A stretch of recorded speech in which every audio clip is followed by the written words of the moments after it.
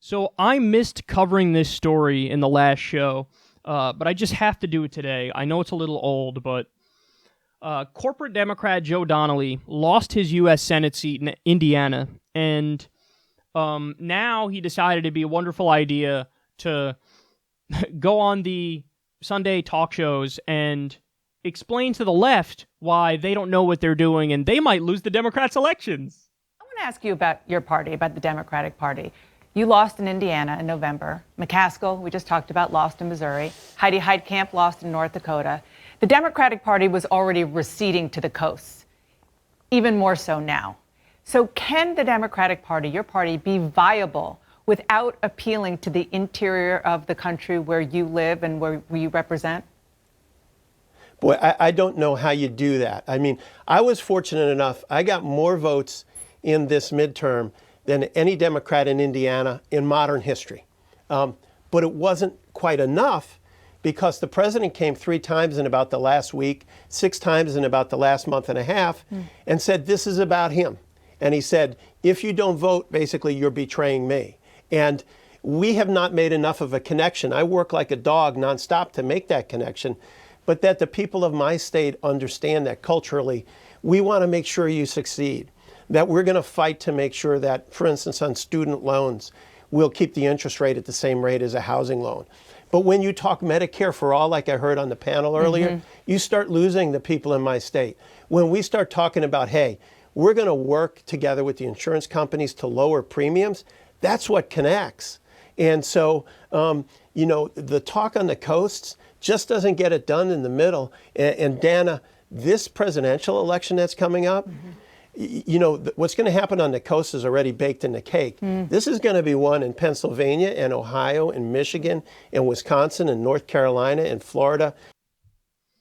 I love how he's giving this advice on how to win elections without a hint of irony or self-awareness. He's talking about it like, well, this entire paradigm isn't absurd, that I just lost an election and I'm telling people how to win elections? Okay, listen, dude, here's all the evidence we need in this conversation. What state is right next to Indiana? Ohio. So Joe Donnelly is a Democratic senator, was a Democratic senator in Indiana.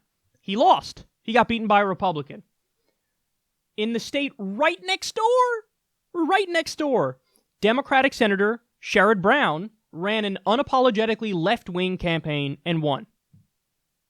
So, same geographical region, one senator runs to the right and loses, one senator runs to the left and wins. And his whole spiel is, well, I mean, come on, we can't run to the left. Running to the left is suicide for a politician. I mean, come on. And then look at the framing of this conversation. Every implication, every assumption they have baked into the cake here is just factually wrong. So, conventional wisdom really is like a brain virus, man, and they can't break free from it. So, Dana Bash and Joe Donnelly both set it up like this, like, oh, well, is the Democratic Party abandoning the middle of the country for the politics of the coasts? So that's media speak for, are the Democrats going too far left? Are they appealing too much to the coast and leaving the people in the middle of the country behind? Here's why that entire framework of the conversation is complete and utter bullshit. You know who kicked ass in the 2016 Democratic primary in the middle of the country? Bernie Sanders. So in states that are viewed as conservative, and in primaries where you would think the more conservative Democrat would win, wrong. Bernie Sanders won. Bernie Sanders beat Hillary Clinton in most of these Midwest states. Why is that? It's the populism, stupid! It's the populism. So in their mind, they think like, oh, you have to basically be a Republican and run as a Democrat if you want to win as a Democrat in the middle of the country. No, Joe Donnelly is living proof that doesn't work. He got defeated. Claire McCaskill got defeated. On the flip side, Sherrod Brown won. Okay? The people who actually ran on the left either won or overperformed in the polls. So it's not coastal versus rural. It's not that. It's, and I always have trouble saying that word, rural. I sound like a dog. That's not the divide. The divide is establishment versus populist. And populism works everywhere except massively high-income districts. Okay, that's the real paradigm in politics that mainstream media misses and corporate Democrat blue dog idiots like Joe Donnelly will always miss. The real divide is establishment versus populist.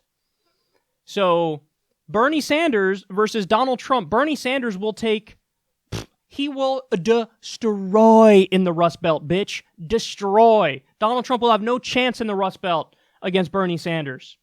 Okay, so that's the important fact that they're missing. And he's shitting on Medicare for all while being totally unfamiliar with the polls. He's like, once you start talking Medicare for all, that's when you lose my state. Really? Did you know 70% of the country supports Medicare for all? Did you know even a majority of Republicans support Medicare for all? If you go look at Joe Donnelly's ads in the last election, you couldn't tell that he was a Democrat. You couldn't tell. He was running the furthest right-wing campaign I've ever seen a Democrat run, ever.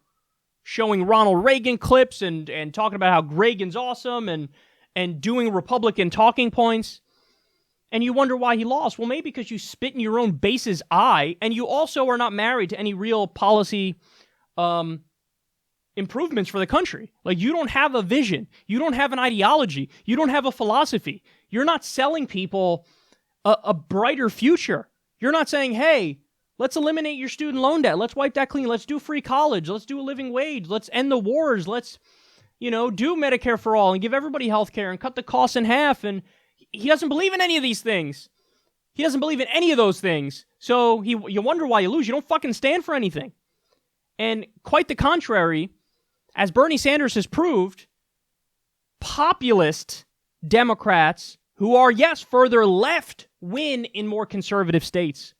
It's literally the case that when they polled in those Midwestern states where Bernie crushed, people who self-described as more conservative Democrats voted for Bernie over Hillary, even though Hillary is literally more conservative than Bernie. Why?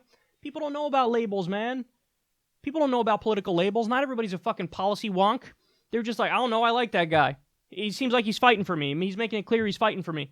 So, yeah, I like that guy, even though he's further left and we are in a conservative state, and I call myself a conservative Democrat.